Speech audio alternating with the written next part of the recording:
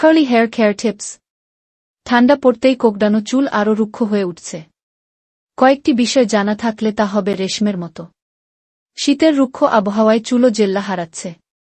দেহের মতো মাথার ত্বকের আর্দ্রতাও হারায় ঠান্ডায়। ফলে চুলের ডগা ফাটা, খুশকি, চুল ঝরার মতো সমস্যা হওয়া অস্বাভাবিক নয়। হাত পায়ের চামড়ায় টান ধরছে মানে চুলও পাল্লা দিয়ে রুক্ষ হচ্ছে। শীতের রুক্ষ আবহাওয়ায় চুলও জেল্লা হারাচ্ছে। দেহের মতো মাথার ত্বকের আর্দ্রতাও হারায় ঠান্ডায়।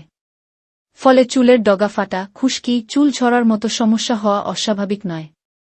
স্নানের পর চুল আর্দ্র থাকলেও কিছুক্ষণের মধ্যেই আবার উস্কো-খুস্কো হয়ে যায়। দিনের শেষে চুলের জট ছাড়াতে গিয়ে আরও একগোছা চুল উঠে আসে।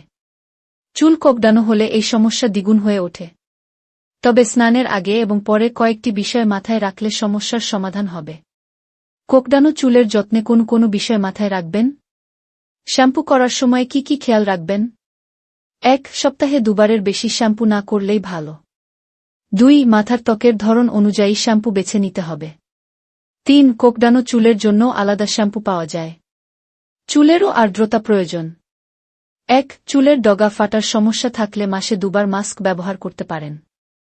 ২. মাথার ত্বকের আর্দ্রতা বজায় রাখতে নিয়মিত তেল মালিশ করতে হবে। এখন অবশ্য বিভিন্ন ধরনের সিরাম পাওয়া যায়।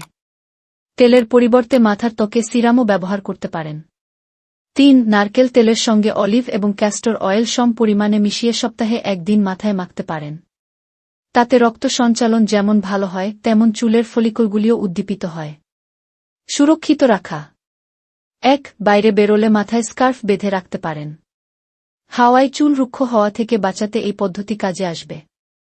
২. রাতে শোয়ার সময় আলগা করে চুল বেঁধে রাখলে ঘষা খেয়ে চুলের ডগা ফাটার আশঙ্কা কমবে। ৩. চুলের সাজসজ্জা করার ক্ষেত্রে জেল নয়, ক্রিম বেসড প্রসাধনী ব্যবহার করাই ভালো।